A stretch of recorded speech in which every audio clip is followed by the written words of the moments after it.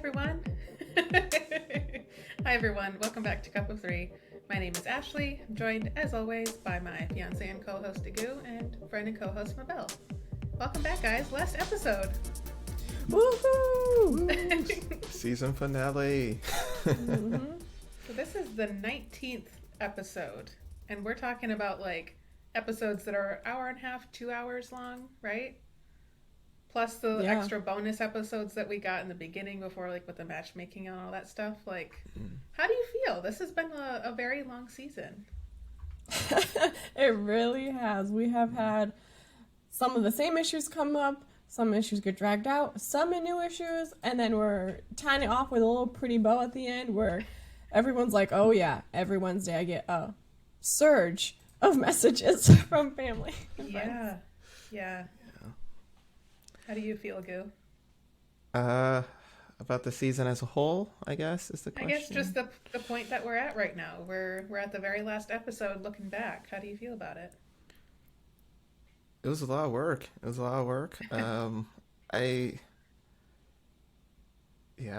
felt long. This felt like a long season.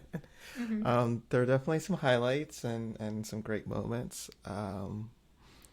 But yeah, I think while we were watching it, there were a few times that I looked over and I was like, I think I'm good on like this group of people.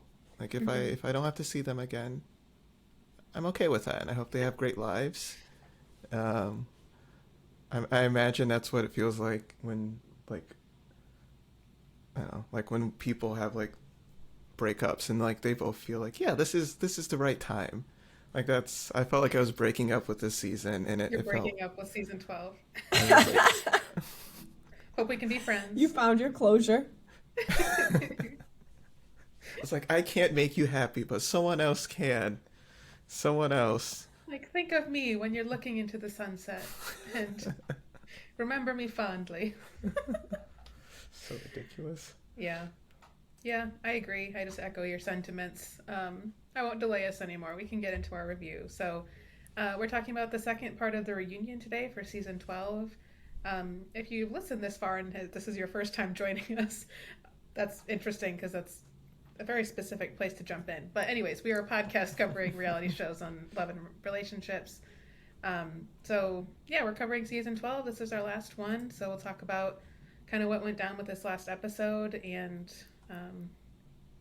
we're coming to a close here. It's very weird. All right, so the part one of the reunion last time, it ends with Chris going out to the parking lot. He's upset because Pastor Dwight was there and they had a whole confrontation, didn't like it. And so that's kind of where we picked up when we came back for part two. So Chris is in the parking lot. He's like, I'm not coming back if Dwight is there. Like, I refuse. If I come back and he's still there, we're going to have a problem. So they have Pastor Dwight leave, and it's just Chris and Paige. They talk for a little bit longer, and then we just have Paige and Kevin together.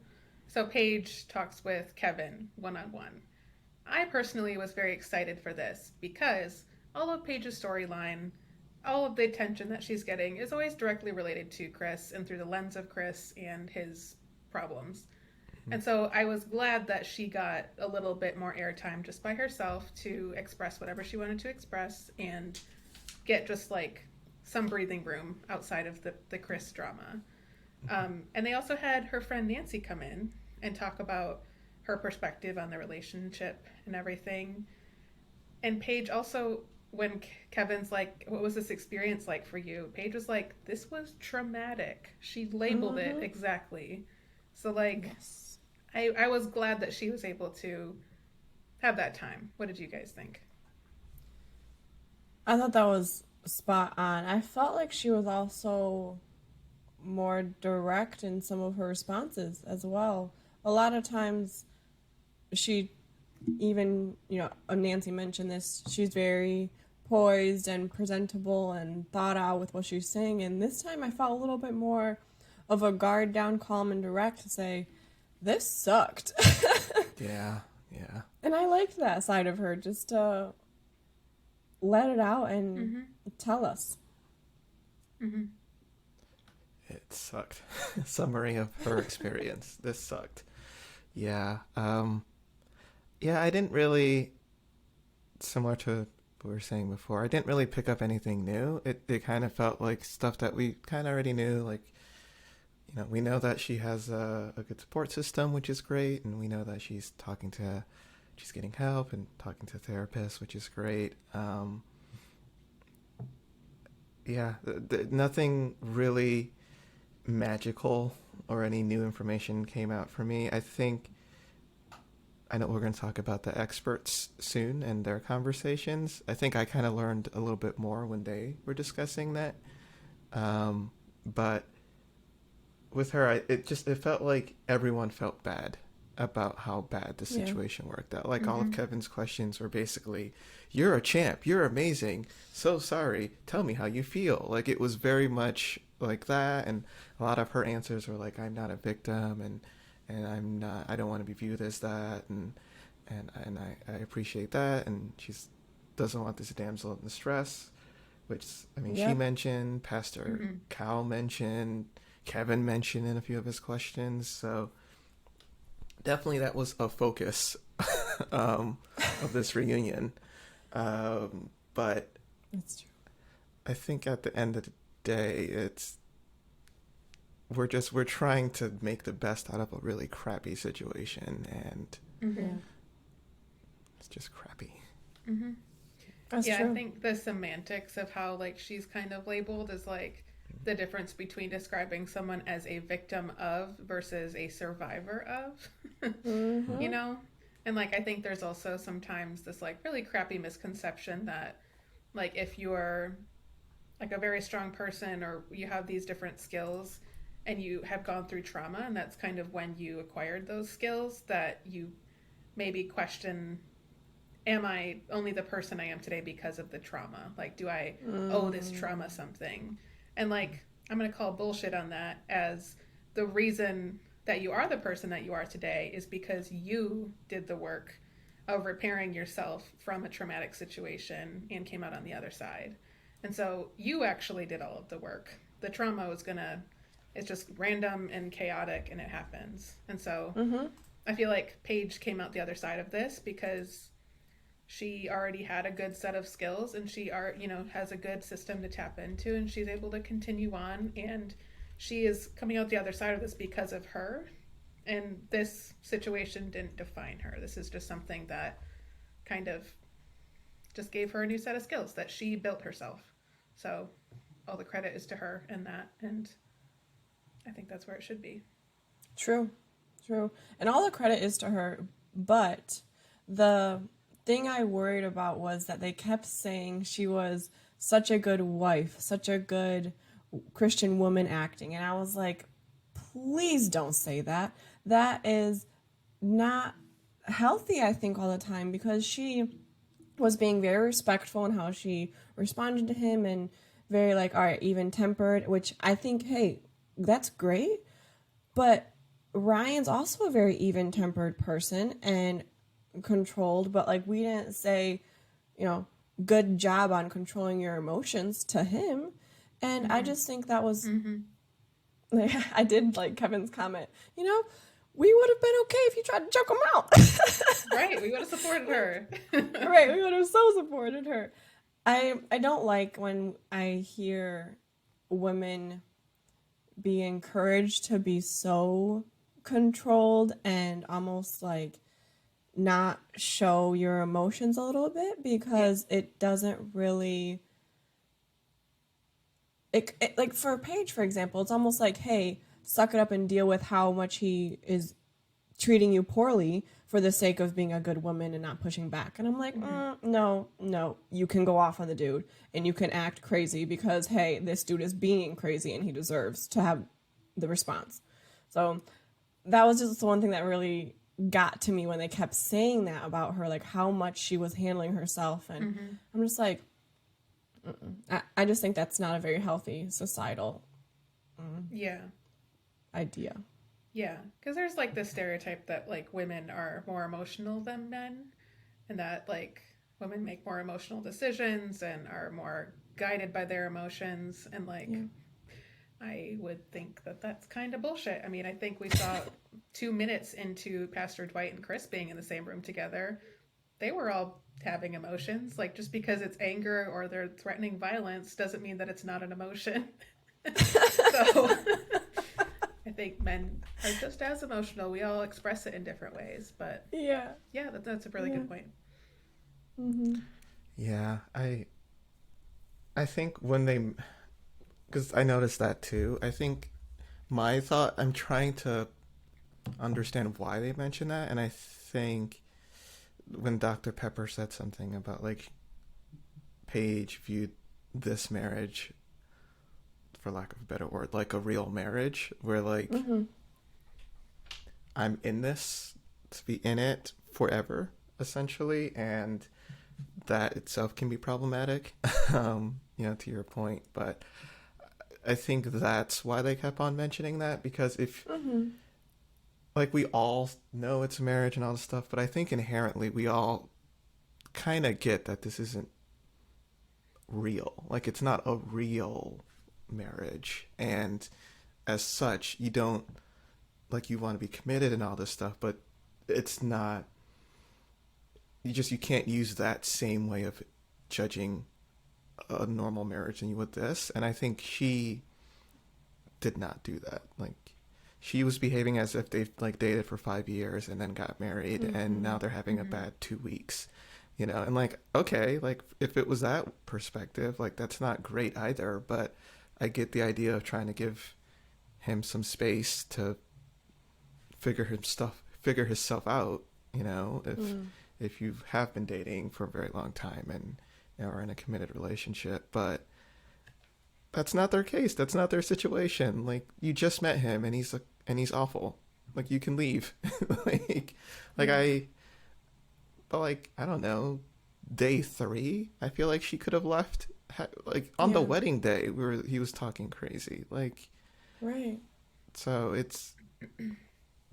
I think that, but yeah, I think that's why they mention that over and over and over again. We got a lot of like covenant and my vows and tribulation, a lot of church talk. Which absolutely, like, I think it was good of her to an extent to be like, I want to honor the words I said because I came into this experiment with the right intentions. Yeah.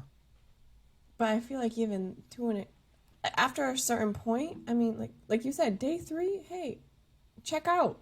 This is not okay. And I thought Kevin's advice was good when he told Chris, hey, don't let someone, I don't know the words he used, but when Chris had come back inside, then Kevin said, don't let someone make you Like get a rise out of you that way or make you act that way.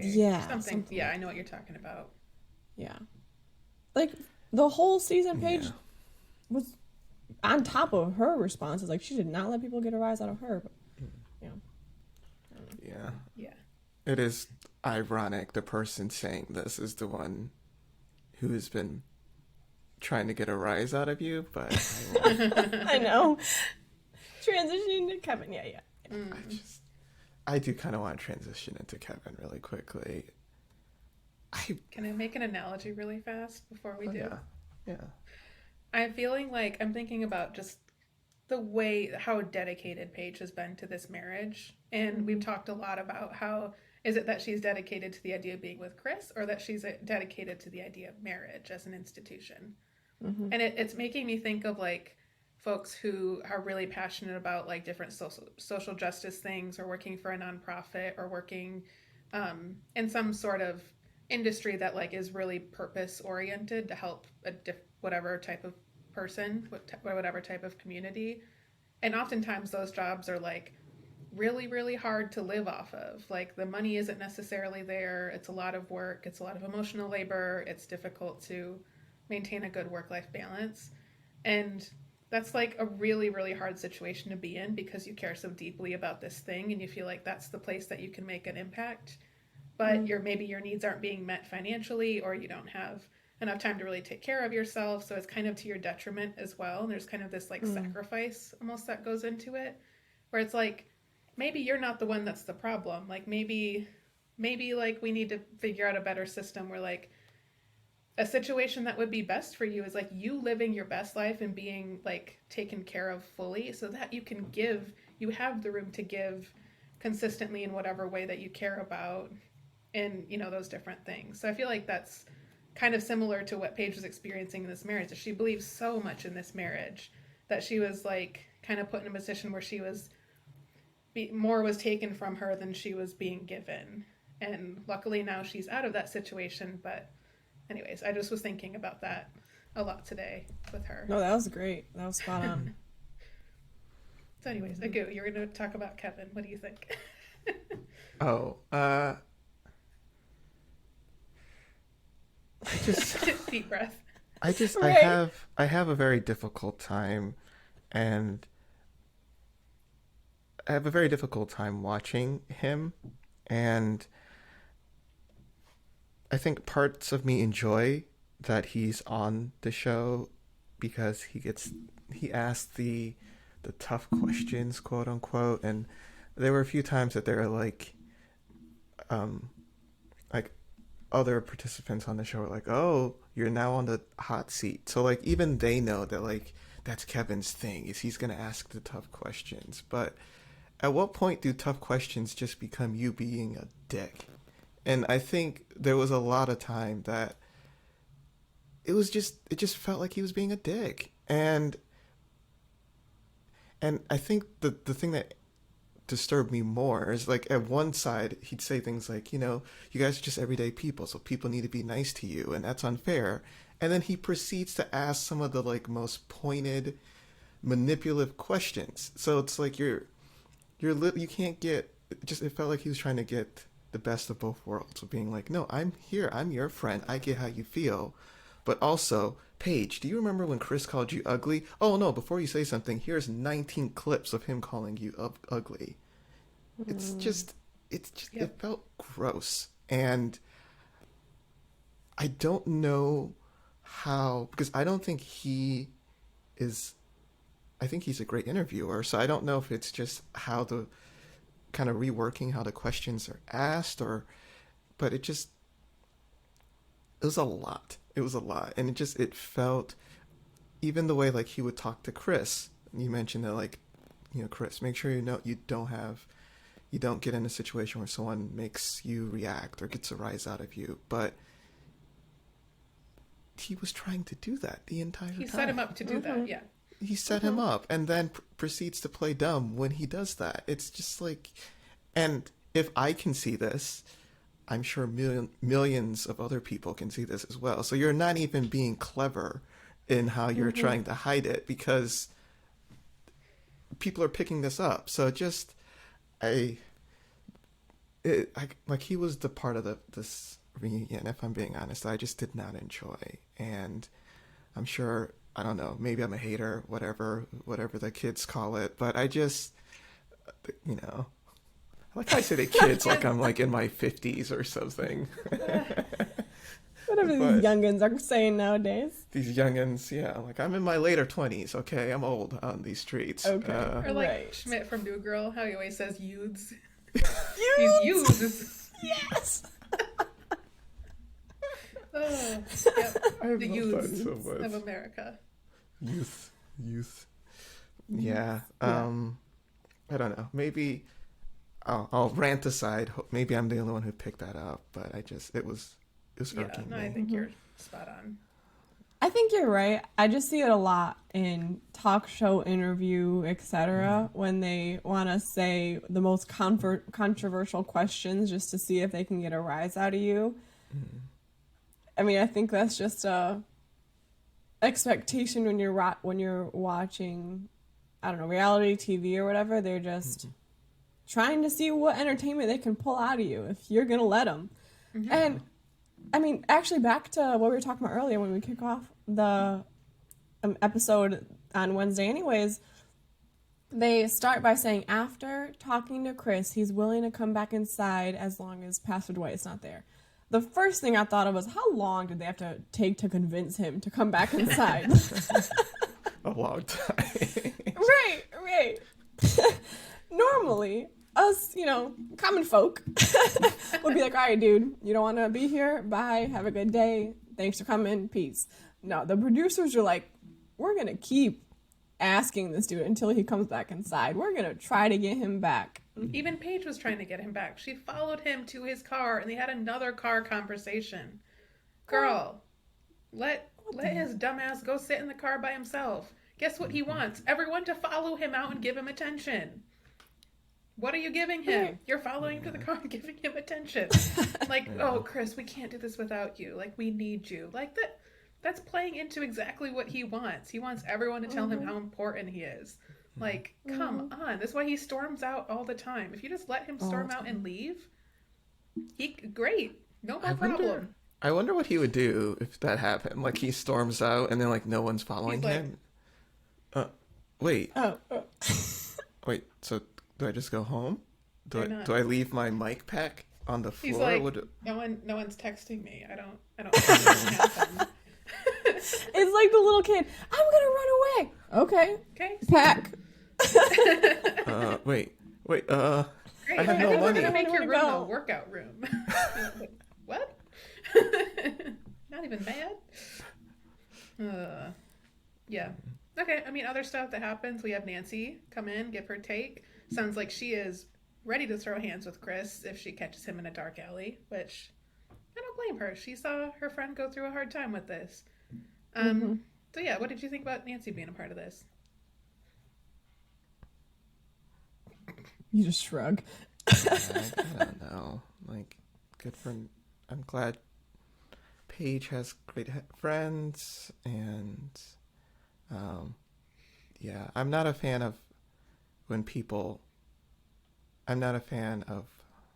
how do I say this? I'm not a fan when ladies say, like, I'm gonna fight this guy. I don't know. In general, that I don't like, because Chris can't fight you. That's not okay. So I'm not a fan of that. And so, but I think she just meant that, like, in general. So I'm not really going into that, but yeah, I didn't take it literally. I thought it was more just like, this is how upset I am at him. That like, maybe if I ran into him, I would tell him what I thought or something. And she also felt super bad that she didn't get involved earlier. It seemed like she wasn't privy to a lot of the details that were going on all season long until she watched it on TV, and she's like, oh crap, like, I should have said something more after the reception and gotten more involved and helped her earlier. But now she knows. She'll throw hands. But, like, that probably wouldn't have changed anything, though, right? Like, Paige was probably going to do Paige. Paige wanted to give it a try. So, hopefully she isn't too hard on herself. Like, there's only so much you can control. Yeah. All right. Well, let's go over to Jacob and Haley and their conversation with Kevin. As always, it always kind of amuses me how when Haley comes into a situation, particularly this one where she's about to be interviewed for a TV show about her relationship with her ex-husband, and she comes in like everything's great, doing awesome, like never been better, super happy to be there, and it's like she has this very performative sort of exterior sometimes that I think is really protective more than anything. But it's like she was acting like, I'm just so excited to be here. And like, girl, no, you're not. And that's fine. You don't want to see Jacob. Like, that's fine. Yeah. And they kind of rehashed a lot of the similar things that we've seen the whole time. That, like, he was really trying. She felt like she was really trying. He thinks she was cold. She thinks, like, absolutely not. I gave you all the chances. Bracelet gate came up again. All this stuff. What did you see with them? Anything new that surprised you, or any bits about that you want to call out? Are we calling it, Bracelet gate? That's what we're calling it? I like it. I've seen people refer to it as that, so I think it's funny. Bracelet gate, okay. They give me the impression of the Buick commercial when the new version came out, and the commercial's like, "Where are you? I don't see you. I'm in the Buick. I'm right in front of you." Buick, if you would like to sponsor us. There's no need. We'll do it for free. Okay, we'll do it Don't for worry free. about it. We got you. This one's on us. But like, that's how I see their relationship. They're just like totally missing each other. They're right in front, but they are not on the same page. They're like, "Wait, what? I don't see you." Oh my gosh. It's Yep. like showing up for a date that you like haven't met the person yet, and you're both standing in the same restaurant and like looking around and on the phone with each other. You're like, "Wait, that's you? What?" Yeah. Yeah.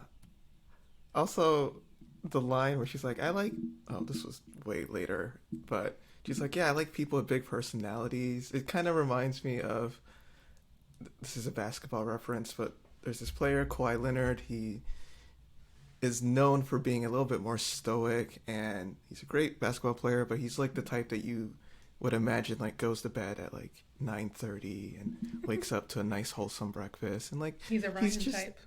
yeah, he's a Ryan type.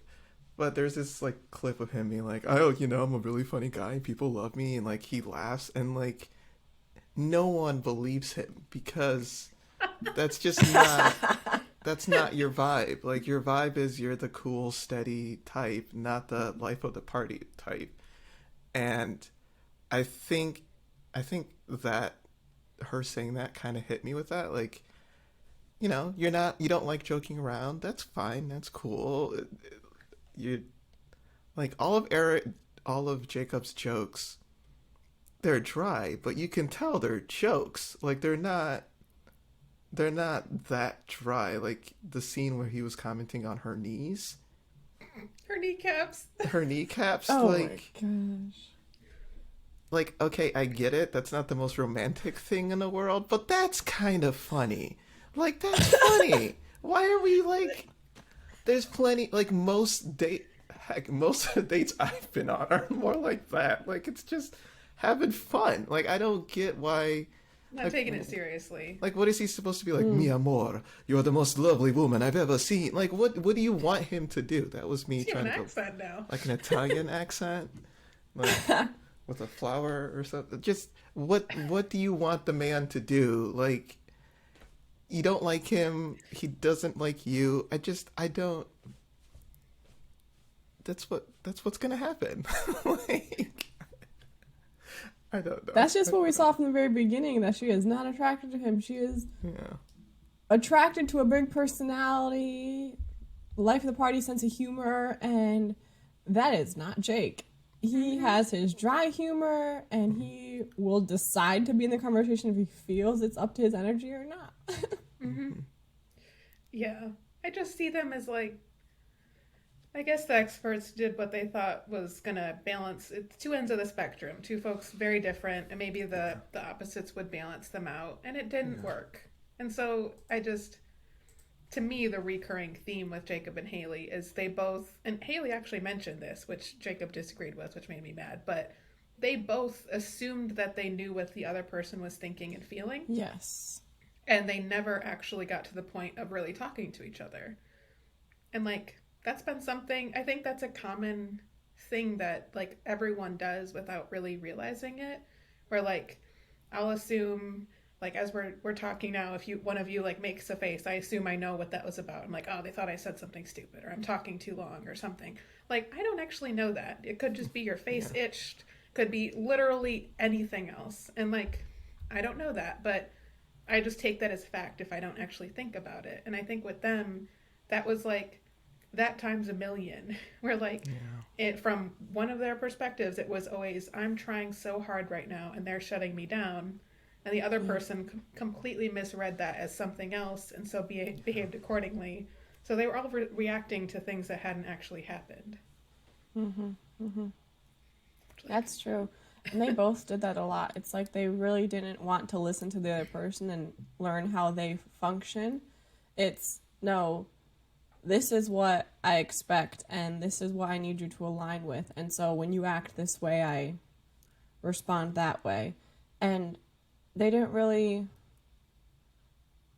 come to relationship to be together, but to morph into what they wanted their partner to be. And it was just really old to revisit every single conversation. Like, you needed to be more like this. You did it like that. I'm just like, okay, got it. You're two different people. Cool. Can we move forward? Right. Right. Yeah. Their entire conversation together, I was like, is this what it feels like to be a divorce attorney? Like, you're around people who are just, like, they were arguing everything. And, like, it was the annoying type of arguing where, like, you're saying a point and then you misspeak or you say one thing wrong and then the other person's like, oh, is that how you really feel? And, like, they pick the one sentence out of, like, the paragraph that you gave. And it's just like, I don't want to watch this. This is awful. This is really awful.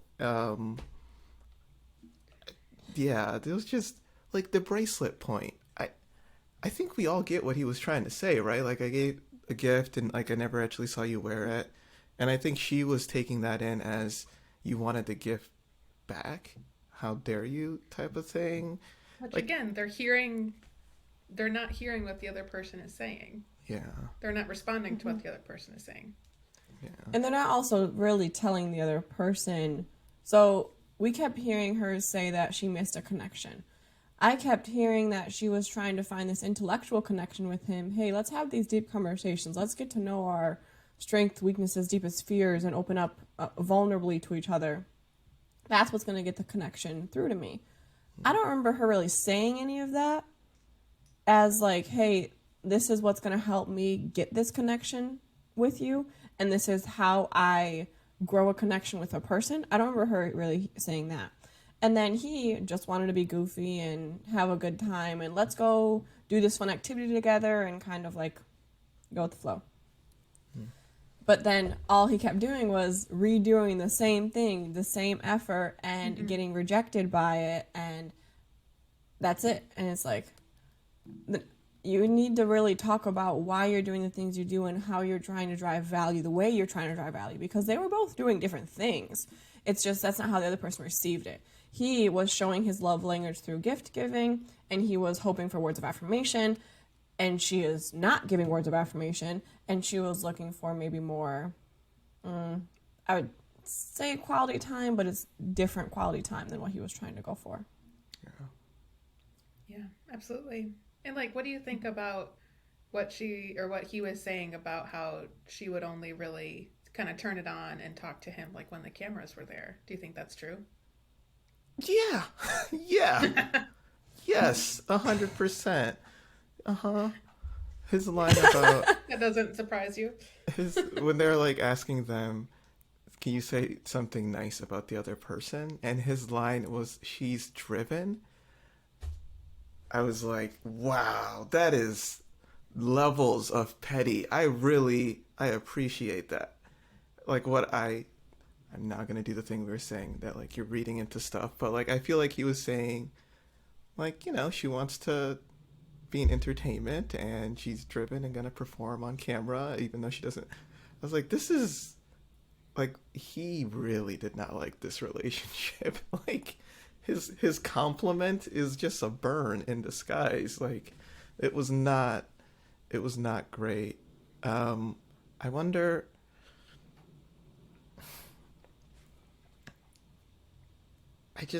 I think if I put myself in her shoes and I'm married to a person that I do not like, I do not find them funny, I do not find them attractive, and I have to see them like once a day, I kind of get like what she did, where she's like, all right, I will see you the time that I have to, we'll go on some weird date, and then I don't have to talk to you again for the rest of the day, and I'm happy about that.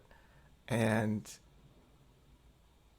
I could see the appeal in that if you really don't like, you know, if you don't see it working. And then from his side, I could see that feeling fake. Like, I could see that as you're only around me when the cameras are on. Like, you don't actually like me.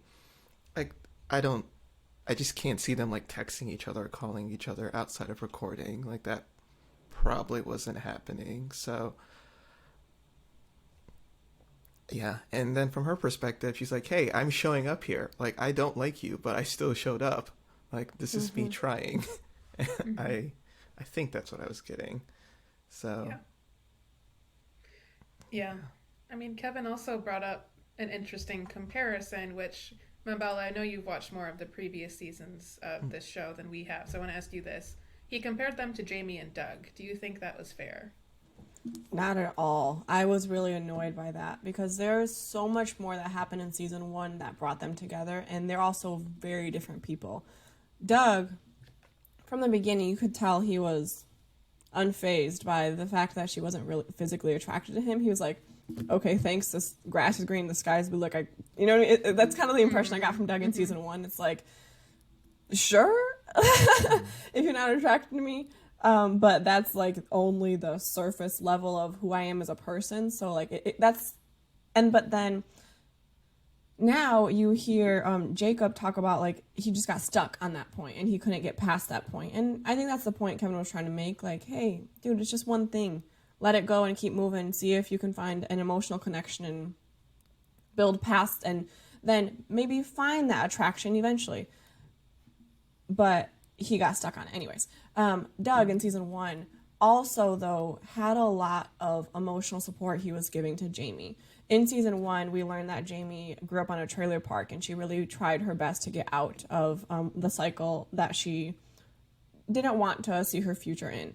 And so she brings Doug to her childhood home and just really breaks down. And she's just like, it's just a very emotional during that season to kind of watch her revisit this part of her life. And also she's there with someone that she's not really attracted to, but you can tell that was one of the pivotal moments in the relationship.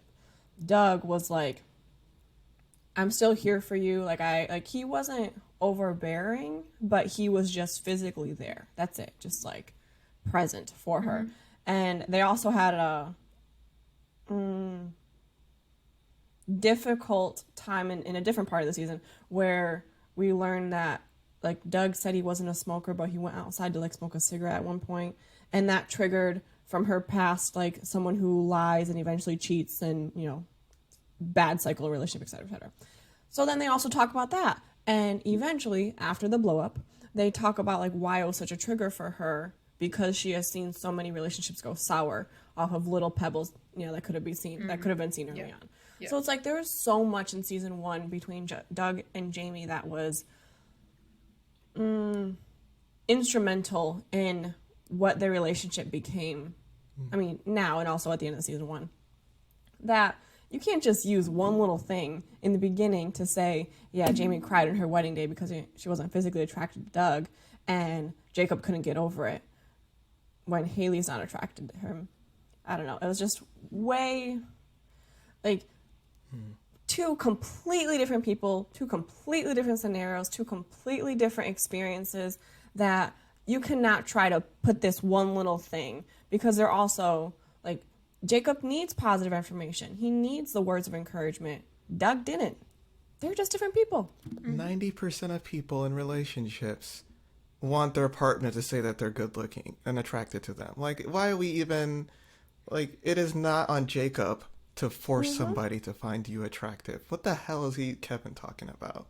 Like, this is like just this kind of, to bring more sports analogies, this feels like, so I was on a team and we're not doing well, and one of the players in particular, that's the reason why we're not doing well, like we all knew as a team, the coach kind of knew that you can't really, like, calling him out is not going to help. Like, certain people, if you do that, they're just going to like fall apart, and it's really bad for their confidence.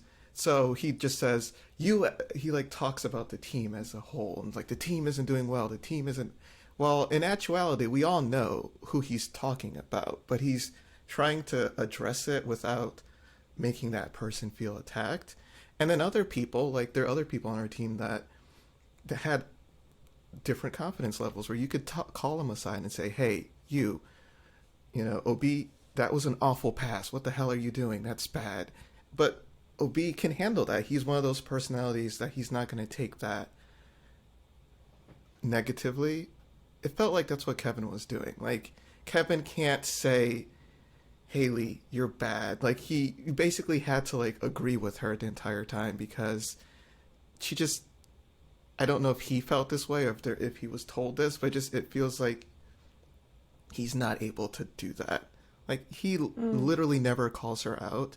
He never, and that's fine. Like, they're not in court, so I'm okay with that. But to then try to put all of that on Jacob, like, oh, I feel like you weren't romancing her enough. If a lady says she doesn't like you and doesn't find you attractive, can't we just listen to her? Can't we just believe her? Like, can't we just take her word for it? Like, why is this something that, no, you know what? She doesn't actually know what she's attracted to. Let me bring some flowers and that's going to do the thing. Like, I'm sorry. That's ridiculous. And, like, I know it's worked. Greg and Deanna, she didn't say he was unattractive, but she was kind of slow and colder in the beginning, and he kept on trying. And Jamie and Doug, it sounds like, had a similar thing. And the guys who can do that, congratulations. You guys are good for you. That's great. Me, myself, personally, I'd check out. I'm like, you're not the only lady in the world. No. What, like, why is, whether or not you end up with Haley, what? No. Go find someone else. And he will. And she's going to find someone else. And they'll be fine. So don't give me this crap about go romance her. I feel like you're Brianna's mom when she was talking to her about, like, if he can't handle it, bye. Yeah. Like, we're literally 8 billion people. Somebody else is going to find you cute. Just go find someone else. Like, Also, this was an experiment. Ugh. This was an experiment. They never had a chance to meet each other, to dip their little toe in the water to see if this was even a good idea. Like, this is like if you're cooking dinner and you're like, okay, I usually have, I don't know, asparagus with my salmon, but today we're going to try some squash and we'll see how that goes. And, like, might taste good to you, might be terrible, but it doesn't mean you have to sit there and be like, okay, what are all the reasons why the squash didn't go with the salmon? Let's break it down. Let's just spend the next 8 weeks talking about it. I have questions. Like, it's like, no, it's just, it didn't work, and that's fine. Get you some asparagus, get you some broccoli, like, get out in those streets, get to that farmer's market. You try some other veggies, and you might not like some other ones too. But you don't have to question why. It's just new information. It's just kind of a yeah or a nah. Like, love this. I think that's why I'm so frustrated with them, because it's like they're just not supposed to be together. Like, why are we hashing this out over and over of all the reasons why? It's like, yeah, that's fine. I love your analogy. Like, I'm just picturing you, like, adding different seasonings. Like, I have to make this asparagus work. Okay, I'll throw some cayenne pepper on this. No garlic? No, salt. It's probably because I used the garlic granules instead of real garlic, and I probably should have roasted it. Like, if I had roasted it, this would have been fine. Like, why didn't I roast it? Like, oh my God. I have to romance this asparagus. Exhausting. Take it to a fancy restaurant. Make it s'mores, you know? Like, I gotta, like, really get into this asparagus. Dress it up in something nice, you know? Let's get something going. Yeah, so I'm okay with them. It's just like, move on. It's okay. It's okay. Yeah, it's such... All right. So we also got to see all the guys together, which last time we saw all the ladies together, so now we see all the guys, except for Chris. He pieced out. They like kept asking questions about, like, what do you think about Chris not being here? They're all just like, yeah, okay, it's fine. Like, it's probably more comfortable for everyone if he's not. So I don't know if this is an L for us here. So I guess what stuff came out of there? But they talked about the girls' night, that the whole thing with Jacob and Haley, how, like, she said she was going out for a girls' night, and then he went down to the hotel lobby and saw everyone hanging out, and she scurried away all scared, and it was this whole dramatic thing. So they asked all the guys, like, well, what actually happened? Like, let's get to the bottom of this. At 7:05, I received a text from the lady in front of you. She informed me that there was a ladies' night. I then responded, question mark, can I join? You can see the text messages. I put this into record. It felt like a court case. I was like, okay, all right. Which, again, we're debating about something that doesn't matter. And then also, like, dude, if you wanted it to be handled differently, just tell her, hey, I would have liked to be handled differently, which, like, he kind of did, but, like, in an accusatory way, saying, like, you lied and you messed up and you didn't do it right. Dude, the first time y'all try to do something like this, so maybe you weren't on the same page, so talk about it, do it better next time, move on. Yeah. Mm-hmm. He's like, well, sounds like Clara did what I would have wanted Haley to do. Okay, thanks. Mm-hmm. Next. Yeah, like he overreacted. He definitely overreacted. I think. Mm-hmm. Oh gosh, back to Kevin. But a woman who sleeps with you, that's not trying. Okay, I don't know any person who would sleep with you who doesn't find you attractive. It's called Chris. It's literally called Chris. We have him on the show. That happened this exact same season, like across the hall. They literally did the same thing. They had sex together, didn't like each other, and thought that was going to help. Why are we acting surprised? Why are we acting like this is... Okay, I'm done. Kevin, see me outside. No, I'm kidding. Grab your back. It's not that. He's going to give you the advice, hey, Agu, don't let someone get a rise out of you. That's what you're going to hear. That's hilarious. That would be so great. Oh, it's all coming back around. That's so funny. Don't let Kevin make you upset. I feel like you really were dragged down, Agu. I think you should do better. I'm like, you're probably right. Yeah. Yeah. But the guys, though, just did not want to give an opinion on each other because they're like, no, like, you're not against each other. It's not about to be a cat fight in here. Yeah, I feel like they ask a lot of pointed questions about, like, they pulled up the clips about Eric and Virginia talking about their lifestyles. Like, especially early on, the big thing was, she's a party girl and he's a responsible pilot. How are they going to work? So they, like, pull up those clips to everybody and they're like, thoughts? Like, no, this is not appropriate. Like, nothing about this format is okay for any of the guys to be like, well, I think Virginia actually should have, like, slowed down on her lifestyle to respect. Like, no one is going to, like, to give you the kind of gossipy response that you're expecting because they're about to sit in a room together. Also, they're all friends. Also, it's just not worth it for them to start dissecting each other's relationship problems. Like, ironically, the only person who would be, I want to say dumb enough, but that's mean, who would do that is Chris, who's not there. But, like, I could totally see him being like, yes, here you see a drunkard. Oh, gosh. Damn. I've never heard the word drunkard used really? in a non-biblical way. Like, just talking to people and they call people drunkards? You've seen heard that? Really? How old was this person saying that? I mean, they were my parents' age. I mean, I'm not seeing like a 20-year-old out here saying drunkard and then Chris trying to be like all adult whatever. Let's get drunkard tonight. Doesn't roll off the tongue as much. Yeah. So we also learned that Vinny is the one that has the most game out of all the guys. And they show all the different times. He's like, he got Brianna a bicycle. He picked her up and walked her onto their little beach dinner date, and showing him popping the champagne and being like Mr. Suave. I like how they had to call him out as like, oh wow, he's really doing it. And like, to me, he's kind of like, he's doing a great job, but it's kind of like, yeah, that's just how people act in relationships. Romance, your lady. Romance. The scene of him getting the s'mores was pretty funny. Yeah. It was super cute. Yeah, like he was grinning the entire time, and like had that like little run up the stairs, like, oh my gosh, I'm gonna give her some s'mores, and then You'll love it. Yeah, and I like how it was like never before seen footage. And it's like, oh, what is this footage gonna be? It's just him making a snack. He's making a snack. That was really cute. He's just like a little kid, like giddy, like hee hee.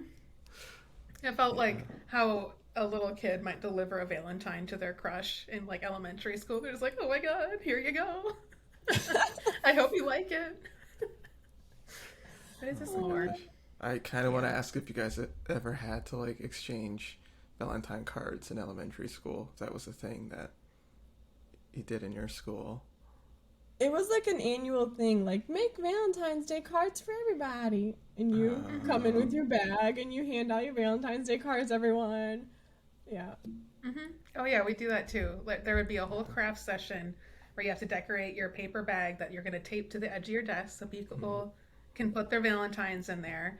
And it was always like a really big deal what Valentines you gave out. It'd be like sometimes you get like cartoon characters. It's like, oh, is it going to be like a I don't even remember what was popular Mickey back then, but I Mouse. probably just picked like animals where it's just like cute dogs or something. Just That was a very big deal. yeah, I just remember it being a big, like you said, a big deal. I'm like, oh my gosh, Susie said hi. Oh my gosh, oh, it's a big deal. There was no Susie in my class, but that seems like a nice, solid fake name. Yeah, and then I do remember oops. I remember the box, and like that was like bedazzled to look like a Valentine's Hmm. box, which was Hmm. kind of fun, but interesting. Okay, I'm sorry. What were you gonna say, Yeah. Mabel? Oh Before no, you're I good. It was just another random comment about like I remember if anything the way to make it super cutesy. Like I remember one of my elementary school crush. I like wanted to put extra little like drawings on his Valentines and put them in this Ooh. maybe like a mind of mine saying, oh maybe he'll notice I put extra uh-huh. I don't know little designs on his card. My He'll fall in love 7-year-old with me self. now for sure. Oh. He'll know. He'll know. There's an extra Right, heart right. there. He's not able to compare that to the other cards, but he'll pick up that there's an extra one. Yeah. There was this one That's girl that used to like punch me on the shoulder, and that was so annoying. And of course, mhm. because she likes you, but just at that age, I was like, no, I just generally dislike you. Stop punching me on the shoulder. This hurts. But then, like, the card, I was like, wait a second. I got a card from her? Huh. Just And elementary that girl school. was me. Just kidding. What? What if Dating she's like, since I'll never elementary forget school. you too. Your first love. Always meant to be. Oh gosh. Yeah. Yeah. Gave me strong shoulders that year. But okay. We had actual stuff about Anyway, the show. Vinny's game. Anyways, Minnie's Nice game. game. Hmm. That's all I have Yeah, for it's like just the super guys sweet. meeting. Yeah, they seem like they like to hang out. Apparently, their group text is strong, so that's pretty exciting. They said they don't hang out as much as the ladies do. So, but also another funny thing that came out was that like they were like, "Do you understand Jacob's sense of humor? Like, since it's so dry." They're like, "Yeah, he's hilarious." And Jacob was like, "I think the only one that didn't understand it was Haley." Like, everyone else got his vibe but Uh-huh. her. Yeah. So that was perfect. Perfect Yeah. pairing, guys. Really nailed it. Yeah. Yeah. He seems to like have a good relation. Like they all seem to have a pretty good relationship. Before we started recording, I think Mabel, you mentioned that like Vinny is like, you can tell he's like trying to make sure everyone is doing okay, and he's Yeah. like he was kind of supporting, like kind of speaking up for Chris a little bit, kind of speaking up for Jacob when he was like, yeah, I get it. Like if you're getting rejected often, like you could tell he's trying to be like a mediator, which was Hmm. nice to see. Hmm. Just he seems like such a nice guy. It's just Yeah. He it's just pretty wants cool. everybody to be happy. He Yeah. just wants Hmm. everybody to have a good day. He just kind of gives you that teddy bear vibe of let's just all have fun. Hmm. He's Hmm. totally teddy bear, teddy bear vibes for sure.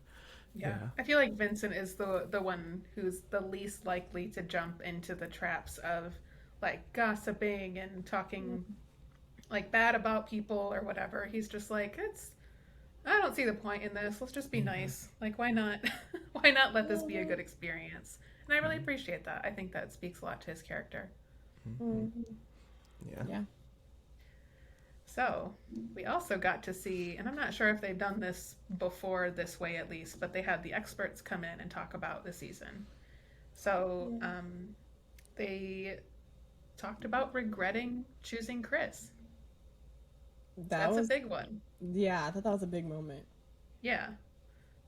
Like, they're the ones that chose him. They know Yeah. how rough this turned out to be. And they were like, yeah, I wish we wouldn't have done that.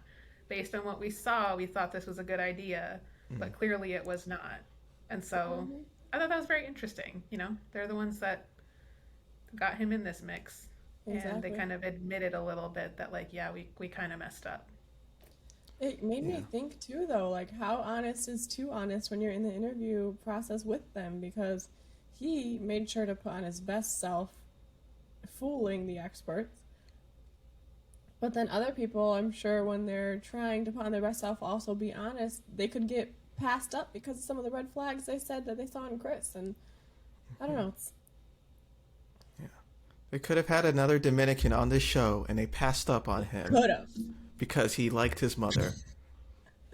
We won't forget. We're back to that again. Yes, I loved him. Oh, I wanted him on the show so much. I am the like most petty. Like I just like it was seasons ago, and I'm bringing it back up. Um, I loved it. I actually so as I've said already, but I wasn't the biggest fan of this episode, but this part of it was great. Like I really hope they do this a lot more often. It was really really cool hearing the experts talk about like their thought process, picking the different couples, and some of the things that they observed, and even like the fact that they didn't necessarily all agree, which was great. Like you know, it felt like Dr. Pepper when they were talking about Haley, she was like, "Oh, see, she's being cold," and da da da. But Dr. Viviana was a little bit more on like Haley's side. Not that there's sides on this, but like it was really like I would listen to a podcast of like just them discussing the season in a heartbeat. Like it was really good. Um, and to go back to your Chris point, yeah, I appreciate that they were kind of honest. This wasn't really a surprise. Like I think we've seen quite a few interviews while the season was going on where they're like, "Yo, we had no idea Chris was this bad." Like you could tell they um, aren't aren't proud about picking him. So I think it was good to then also, you know, for them to reiterate that and say that. So question. I think sometimes we feel like it's easy to feel like everything that happens on a show is like planned that way, and if it's bad stuff, it was planned that way for drama, and if it's the good stuff, it was to make these two people happy. Do you believe them when they say that like that was not their intention in terms of picking Chris?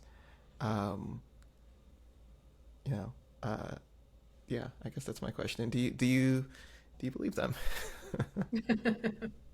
It's a big one.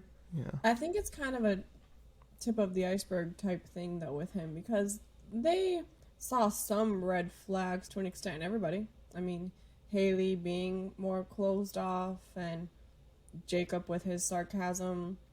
Vinny, they even mentioned about his pride. Like they all had these little pieces that they saw that hey, maybe this could go awry and ruin the relationship. But with Chris, it ended up being an iceberg that they just saw the tip of.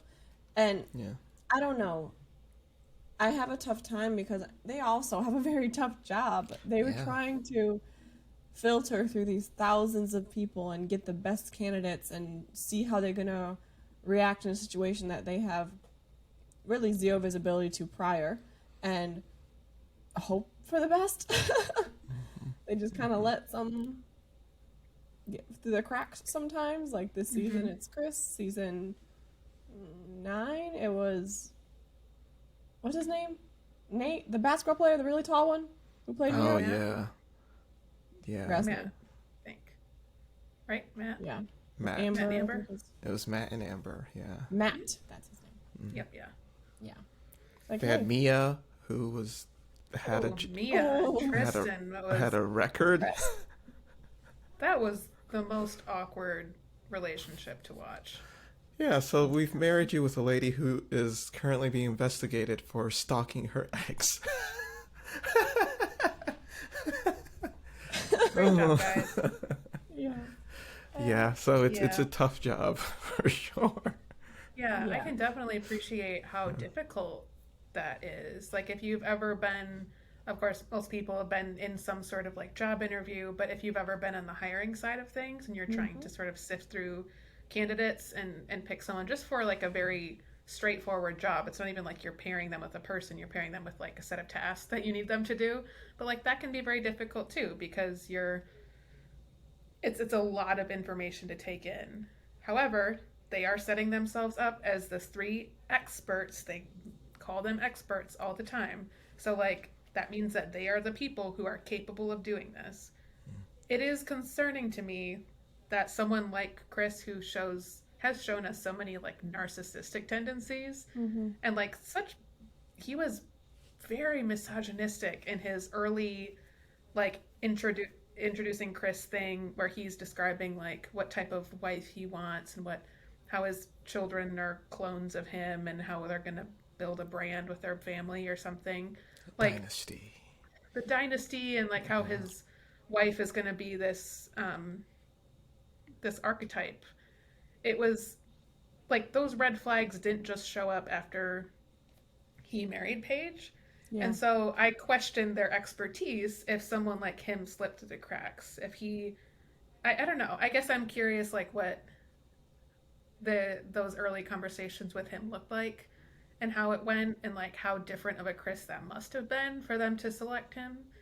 But even when he was like doing all his thing of like I want her to be a freak and like she's got to look hot all the time and whatever, it's like that also Mm-hmm. could have been a time to pull him aside and be like, hey, I have a few extra questions for you True. and like just kind of make sure we're feeling it out and making sure we're making a good decision. And I feel like it was a lot of signs that like this wasn't going to be a good situation, and I feel like it could have been prevented or cut short much faster before like Paige even got into the picture. Mm-hmm. I don't know. With only like the information that we're given, who knows? I don't know. I would like to think that they pair everyone in good faith and do their best, and the chaos that we see is just a result of what happens when you match two random people together and Yeah. put them in this high pressure situation. Like you're naturally going to get a lot of drama and conflict out of that. But I don't know. I'm uneasy about it because I Yeah. feel like this is one that could have been avoided. Yeah. I really appreciate Mabel that you mentioned the whole like red like everyone has red flags because no one's perfect, right? And like hindsight, yeah, Chris saying all the things about like he wants a freak and and all this stuff looks bad, but I mean, one of the experts is literally a sex expert, a sex therapist. Like, people have different sex drives. Like, there are people who, Chris clearly has a very, very high sex drive. Him being honest about that, I think, is good. Like, pairing him with someone who has a low sex drive would have been a train wreck. And even with all the stuff that they had, that they didn't like, if Pierce Page has a high sex drive, as like they had a lot of sex for a couple that didn't really like each other. So Mm-hmm. even that, I'm like, that could have worked. It's just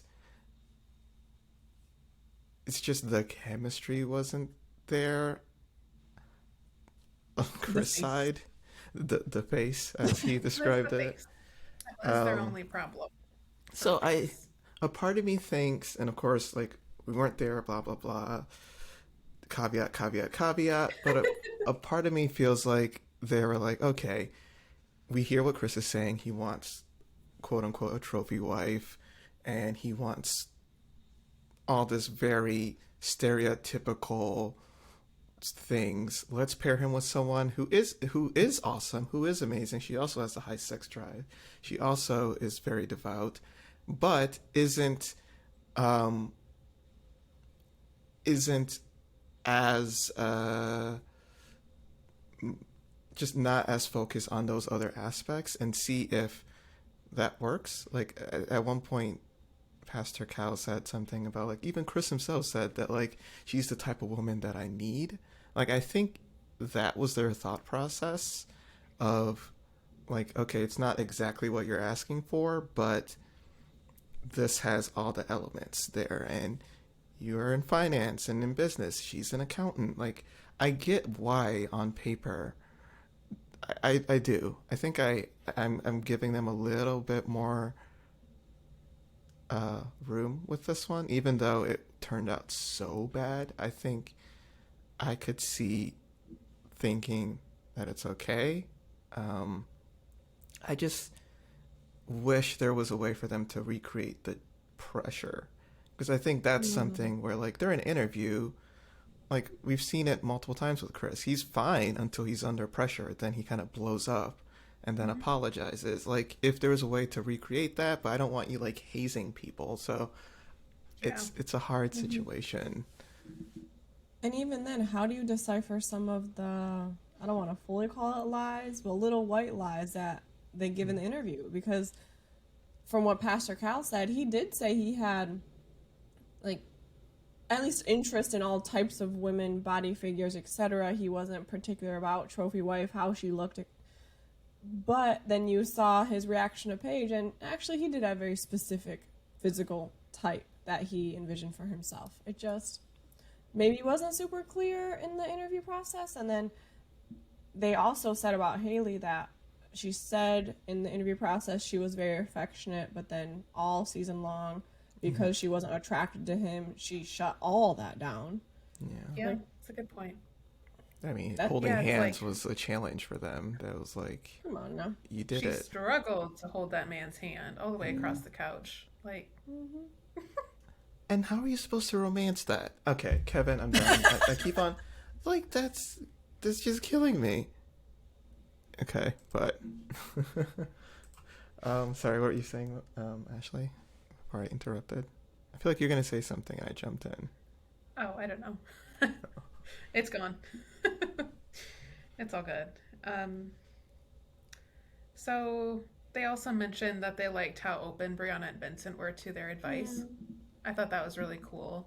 I'm sure it's meaningful to them, especially as the people who match them, to be given the opportunity to continue to support them, because they can only help as much as people are open to getting feedback. So I think that was nice.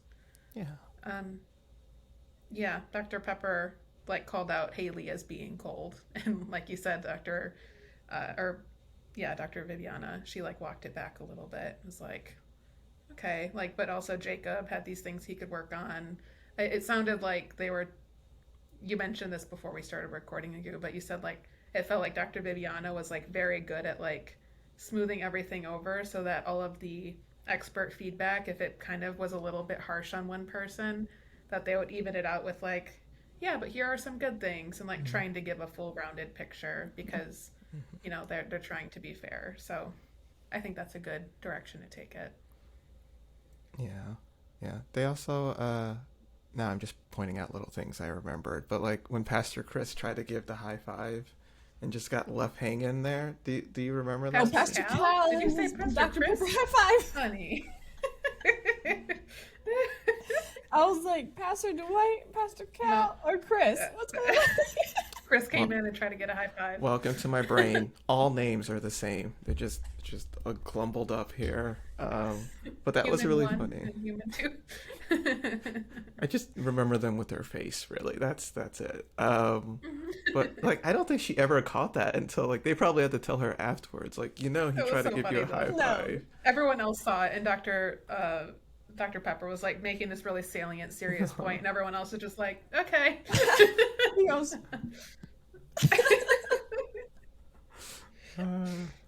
and I also really like how Pastor Cal called out that, Paige was not a victim. She does not want to be seen as a victim.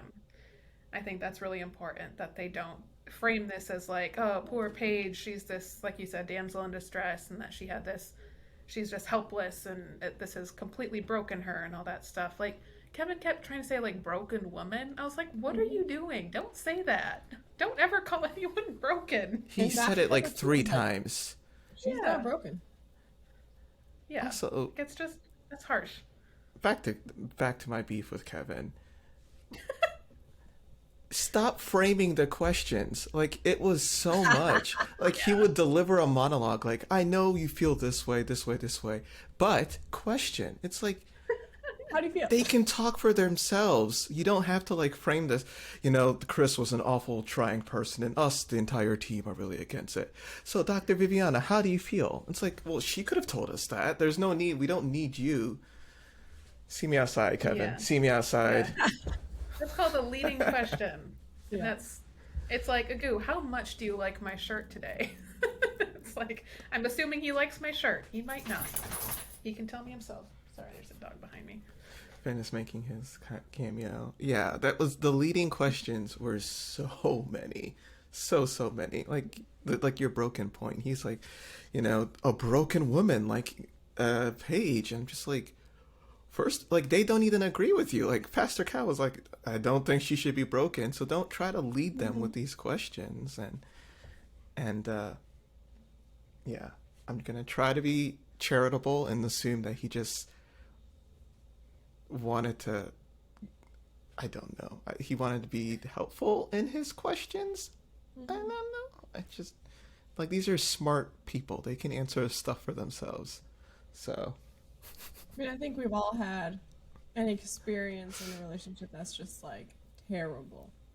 And he did say that this has to happen. This had to happen to her on national television. Like, of all Yeah. things, this is already a crappy situation for her and Chris to be in, and then just to publicize it to the world, like, yeah, it's a lot. not how you want to go through this. You just want to put it in the past, let it be, and just never revisit it again. Yeah. Yeah. Yeah. I also kind of see like the format in which questions are asked on this show when it's like the interviewer, or even when they would do the what was it called when Jamie would ask questions to the cast members before like an episode aired. You know what I'm talking about? It's not couples cam. It was like the I forget the name of this segment. Unfiltered. Unfiltered. Unfiltered. Thank you. So like the format of those questions, I think they're naturally trying to get certain types of information. And so they're trying to have a very verbose question to kind of give context and kind of give a hint of Right. exactly what type of answer you want so that you can get a concise and clipped answer that doesn't bleed into other things so that they can chop up the segment however they would like to. Yeah. So like the way that we might ask each other questions where it's really open-ended because we want to explore a lot of different things and we don't really care where it ends up. We just want to follow whatever's interesting. They want to do the opposite because they're trying to can it and have it be something that like they can package up later fairly easily. So like I That's understand fair. why they do it, Yeah. but I wish that they would still leave some room in there for like a little bit more exploration in the answer. Do you know what I mean?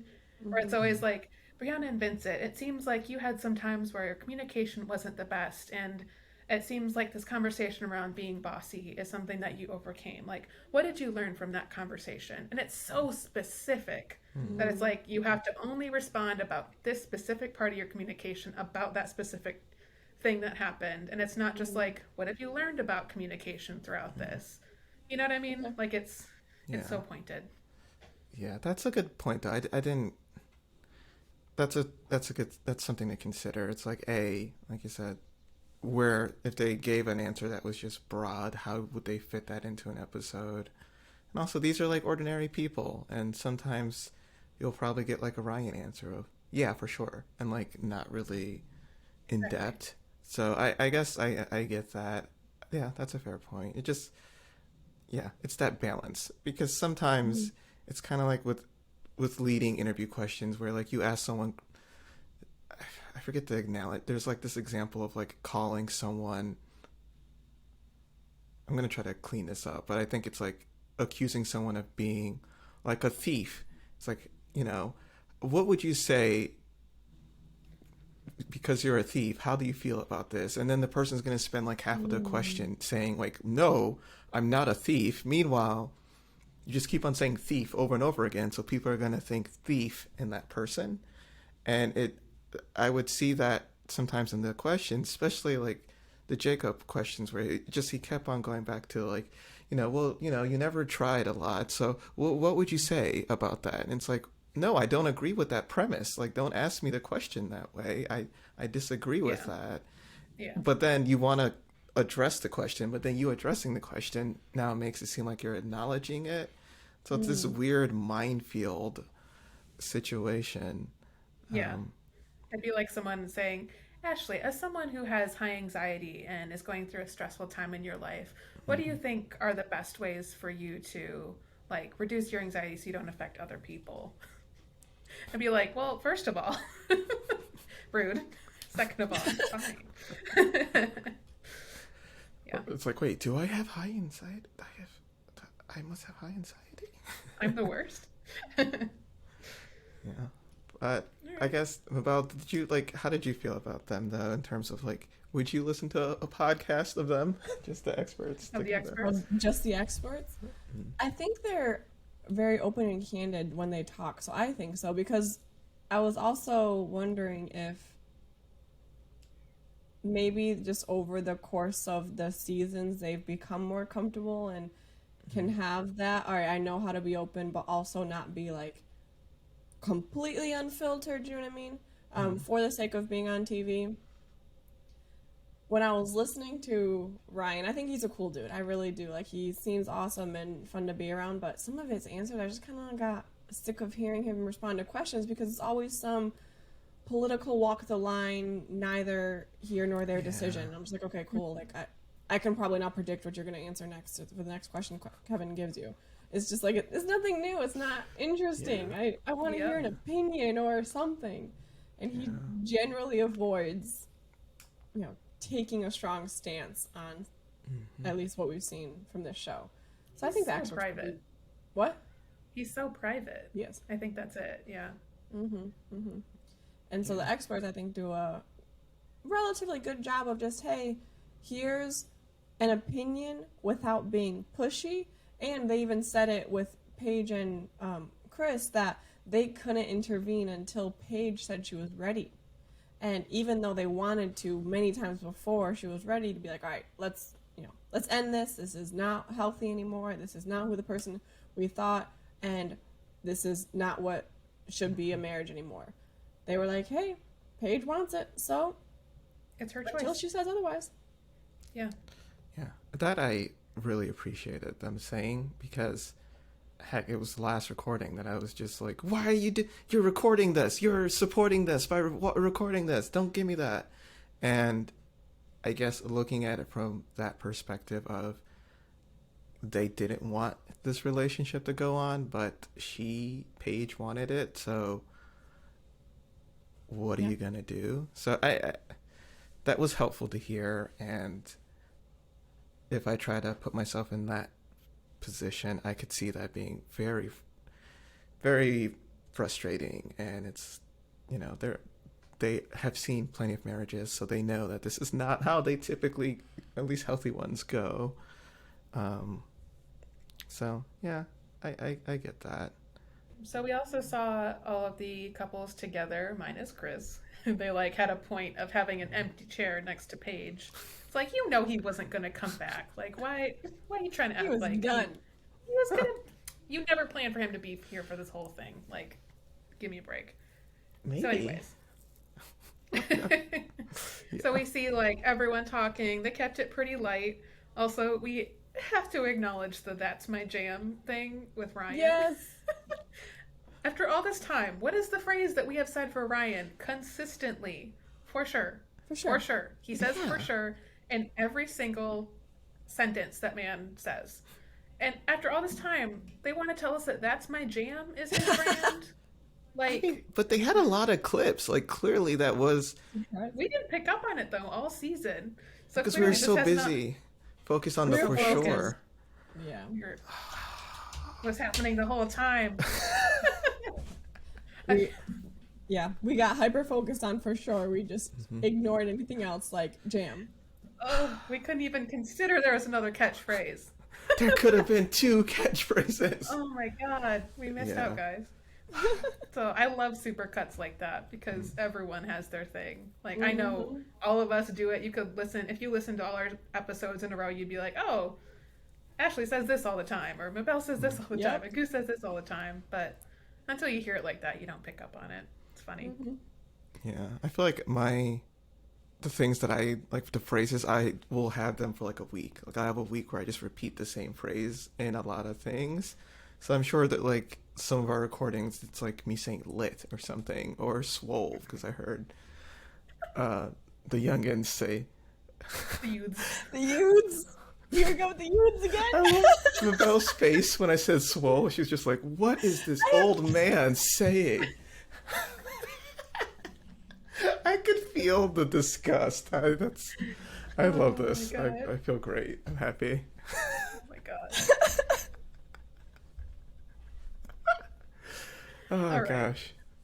Well, I also wanted to bring up, so they talk about kind of what it feels like to have been on the show and now the show is coming out week by week. Yeah. And Kevin asked them, like, do you get some sort of flood of messages and calls and everything after Wednesday night when the show is airing? And they were all visibly like, yup, and it's annoying. Can you imagine how hard that must be? I Like, would and hate even, that. yeah, like even someone like Clara, who I would say had like a pretty like mild experience compared to what we've seen different people this season and past seasons, said that she had to stop watching the show as it comes out for her mental health. So my heart goes out to them a lot because they really have put their whole self out there for the world to comment on their relationship. Like everyone's got an opinion. You know, it's like it's so vulnerable to do this. So, I mean, if you were on this show, would you want to watch, like if you were them, would you watch the show as it came out or would you ever watch it? That would feel so fresh to me to watch it as soon as it's coming out. I already know what happened. I lived it. I would probably need some time to be like, all right, let me watch it at a moment where I'm not going to be sensitive to what I see. And that may be like a year or so later. Yeah, I feel like we say this every season, but the participants that have agreed to be on this show are champs because this is tough. Like you're in a heated situation. You're like, this is like, even if there wasn't a camera crew, just being paired with someone that you've never met before, like that's tough. And there's a lot of growing pains. And then they're recording every day, and like even the thing of like, if I constantly had a camera crew that would ask me, okay, tell me about this, tell me about, like, I'm gonna eventually say something stupid. I say stuff that's semi-stupid already, and no one is forcing me to do so. So I empathize for sure with them. And yeah, I think I would watch it though. I think I would, just to like see, because I did live it, to Mabel's point, but editing is magical. Like, just because I lived it and remember it one way, it could be completely different on camera and on TV. So I would definitely want to see that.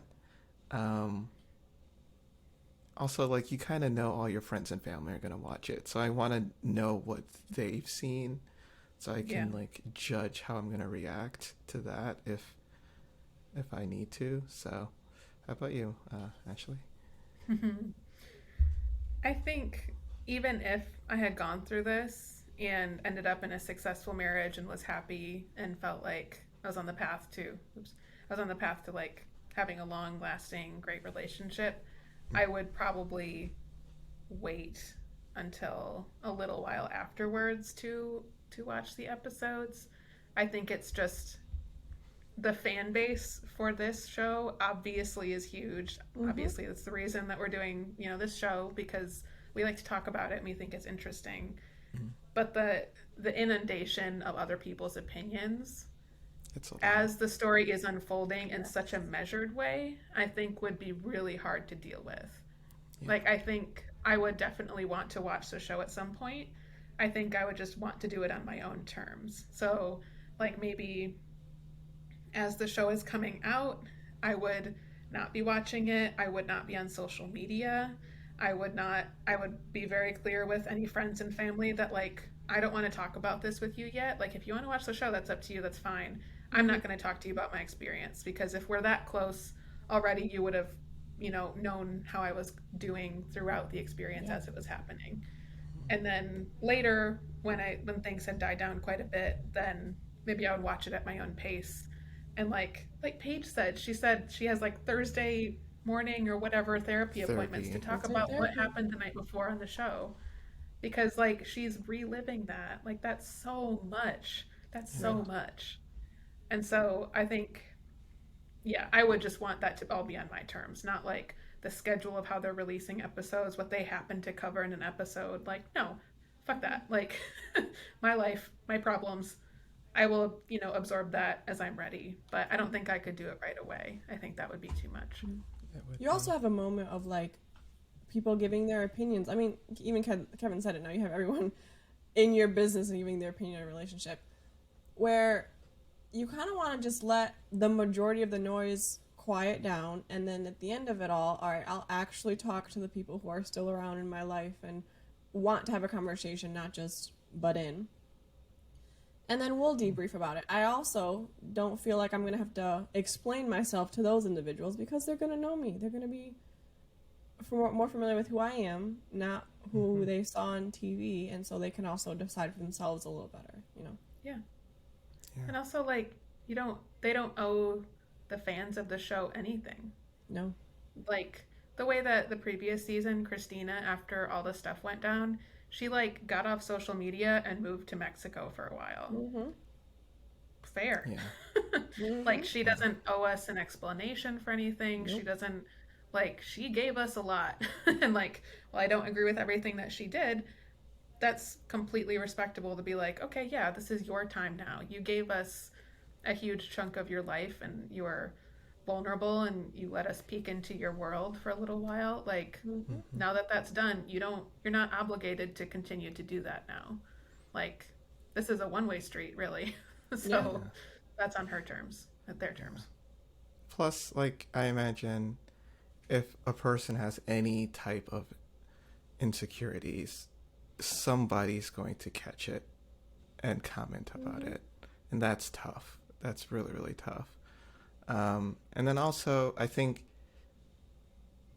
like, for me, as a person who's a little bit more on the Vincent side of, like, I want people to be happy and, like, I will try to, like, smooth if we're in a group setting, I'm trying to like kind of be in the middle to smooth things over so everything goes smooth.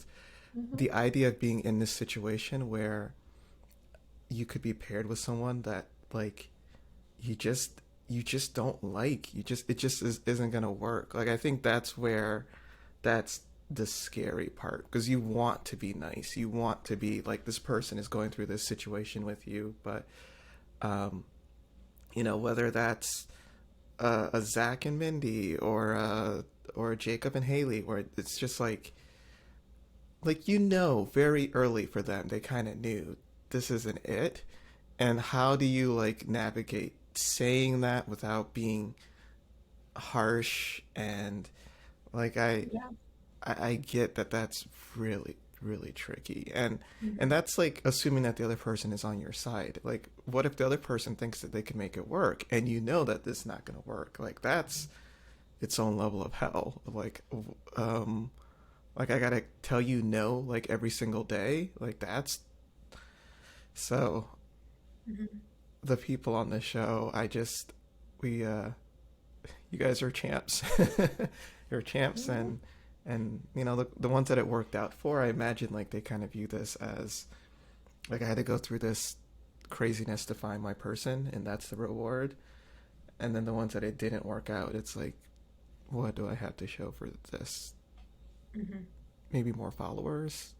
I don't know. Well, even then, I kind of wish we could keep up with some of the lives of those who did get divorced a little more. I know it's a lot, but I don't always think that a success story on the show means that they stayed married at the end of it all. I Yeah. think that some people are success stories on the show even when they got divorced, and they would be awesome people to hear from, commenting like at the end when they had some couples come back on and ask them questions like, I want to hear more about people in general that were success stories, whether they stayed married or got divorced. Great point. Yeah. Yeah. Yeah. I think Paige not being in that relationship is a success story. Like, I think it is. Like, yeah, she is going to have to get a divorce. It sounds like they haven't done it yet, but so you could call that a failure, but her getting out of that thing is a win. So, um, I totally get that. Yeah. I mean, we also saw at the end of the episode, like they do the preview, of course, for the next season, season 13, which is in Houston, I believe, and another set of 5 couples. But they also did a preview for like another episode, I guess, that I'm just pulling up more about it. 1 second. So it seems like it's going to air on June 9th, be 2 hours long. It was filmed 4 months after Decision Day, which would be around the beginning of March, which is only a few weeks after the reunion was filmed. So a little bit after the reunion is filmed, that's when this was taken care of. And they have everything from Paige talking to Nancy about things. We see Brianna and Vincent buying a house. We see like Haley and Jacob dating like other people, obviously, and like kind of this continuation. We see Paige the on a show. date. Yeah. From the preview, I just saw Paige hanging out with Nancy, but totally could be her on a date, too. I thought I saw her with a guy. Oh, okay, great. So there's Yeah. that stuff, too. Yeah. So I was, honestly, when I saw the preview, I was confused what it was. I thought maybe it was like couples cam or something, but it seems to just be sort of like a bonus episode on the season. So what do you think about that format? Because that's like relatively new, too. I like it. Yeah. I like having some sort of update from individuals' lives. I'm curious how much we're gonna get to know. And so, like, I think it's cool. Hey, I want to learn how you're buying a house, but also get to some of the conversations that you've been working on, how you've grown even more since filming, and have some of that. Not just a check-in. Mm-hmm. I kind of wish they did this for last season, season 11. Like seeing Henry on dates. Goals. Goals. But yeah. Gosh, what's Henry doing now? He's so great. Henry, hope you're living your best Jacob would life. get along well. What? Henry and Jacob, like their dry sense of humors. I feel like they're kind of on Yeah. the same level. Yeah, I think so. Yeah.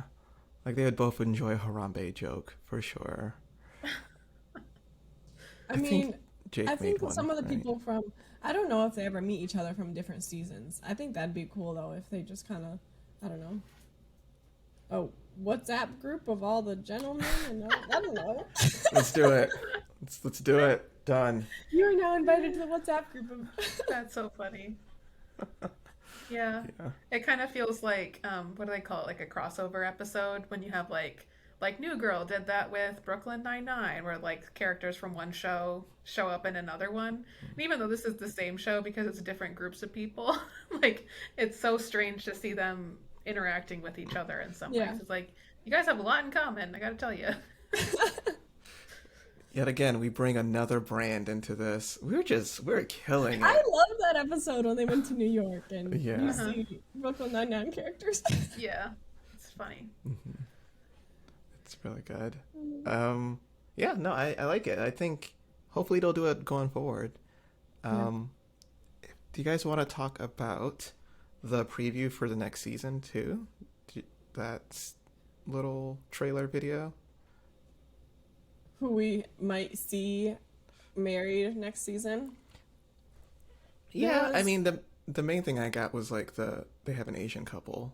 Like I feel like we've been calling for this for a while, and it seems like it's An happening. couple? Do we know that both partners are Asian? I just saw That's fair. he was. That's very fair. It's I always don't very know. misleading because they'll like won't show people's faces very much, and since they're all new people, it takes me a minute to like put the names to the faces and put the couples together. So Hmm. I think yeah, I'm not sure if it's like a Asian couple where both partners are Asian, but that is like fairly new representation, unfortunately, which is Hmm. good. For It's a married at start. first sight, yeah. Like they, Yeah. if that is the case, like they got the interracial couple, they got the divorcee. Like they're like trying to knock out all the things. You know, You, they're checking all the boxes. They're they're like, no, they're you did checking it up all once. the yeah. You might get the LGBTQ couple that we've talked about in the past. Like at this rate, it seems like that's going to happen. Um, I doubt it. I think they might. I don't know I about mean, next I hope I'm season, wrong. Don't but get me wrong. I hope I'm wrong, but I mm, think they've made excuses for that for a really long time, and I don't see that changing. but Someone they made asked me when excuses we're for divorce couples too, and they changed that, right? I'm maybe, sorry. yeah, but I don't. That could be even totally different tangent we go on because they have only a few like hard and fast kind of don't even apply if you have kids. It used to Mm, be if you were married once before, but if you have kids, you're like we haven't seen anybody on the show yet. Yeah. mm, Um, like what else? I mean, they don't have a lot of hard and fast rules, but I don't know. Maybe they could at least because they also like all the couples we've seen have been heterosexual at least in the relationship. I don't even know if we've. I may just be confusing it with the other show, but I don't think we've seen anyone that's even like bisexual in a heterosexual relationship on the show. Or at least that they've talked about. Yeah. Yeah, yeah. Yep. I am confusing it though with I just blanked on the other show. 90 Day Fiance, No. um Unmatchables. no, it's Okay. oh he it what's it oh I can't even behind the screen door they don't meet they don't see each other. Love is Blind. Oh, Love is Blind. Yeah. Speaking, we've seen like 2 seasons of this show, and we haven't seen season 2 of Love Is Blind yet. What's going on? I'm excited for season 2 of Love is Blind. When that first season came out, that is literally all we did for like one weekend. We are like, oh, let's check this out. And then 2 days later, we were like, what happened? I blacked out. I got so invested in Cameron and Lauren, and I Hmm. woke up, and now I don't know what's happening in the world. Yeah. Yeah. Yeah. So Like yeah, my I'd love to favorite cover that was show one day. like telling people about the show, and everyone's like, "Oh, it's nonsense," and then they would like start watching it, and then I would talk to them later, and they're like, "So I'm on episode 9. I don't know what happened to my day." I was like, "It's Basically. amazing." Yeah, Yeah. On a side note, they need to pick more like newer cities. They do the same ones. Seriously. they really do. They really do. Like, get me a Boston where it's a bunch of people with like weird Boston accent. They did Okay, have maybe not Boston weird. in early season Oh, and really? season so this is season 13. Season 14 they're casting for right now will be in Boston. Okay. Boston. Boston. Love in Boston. Boston. Yeah. They need like a Careful. season in Yes. DR. Okay. Now that they've had Right. success Let's with go that, international. that would be They a just fun need to come question. out like and do Denver, Seattle, like let's even do San Francisco or LA, like something like Yeah, it what are we feels like doing? honestly their locations are mostly chosen by like the contracts of the experts because Dr. Mm. Viviana's in Houston. Actually, I don't know where Pastor Cal is based, but I thought Atlanta. it was Atlanta. That's okay, Atlanta. so he is in Atlanta. I don't know where Dr. Pepper is based, but maybe that's also factoring into it where it's like because this is such a time commitment, the travel for them, I wonder if that's just negotiated like that's never really about like let's Mm. make sure we get different parts of the country or whatever. It's more Mm. like functionally as a show, how can we do this in a way that's going to appease some of the people Ooh. who are on What cities do you think would be great for them to do? I I think those the West Coast cities would be good. I So think if like you come out and Seattle do and I don't know, even like Las Vegas have a city in there. Like they had the honeymoon there. But ooh, let's do like a season in Las Vegas. Yeah, yeah. And also you get different like subcultures kind of like within the different parts of the Exactly. country that you can kind of Yeah. tap into that like it's just different in different Cool. places. Or Phoenix. That'd be cool. Phoenix. I Come think it up would be to cool. Detroit. Yeah, I was just gonna say, like, do a And city like Detroit. That's very different culture. A city like Tennessee. Sorry, Nashville, Tennessee would be kind of Mm-hmm. interesting. Yeah. Where, like, maybe it's not gonna be the same. It might not look. The cast might not be as diverse as it has been if you pick some smaller cities around the country, but um, it's going to bring diversity in terms of like Boise, Idaho is a very different dating scene than Houston, Texas. Like I wonder, we're going to get a just different group of people, and that could be fun.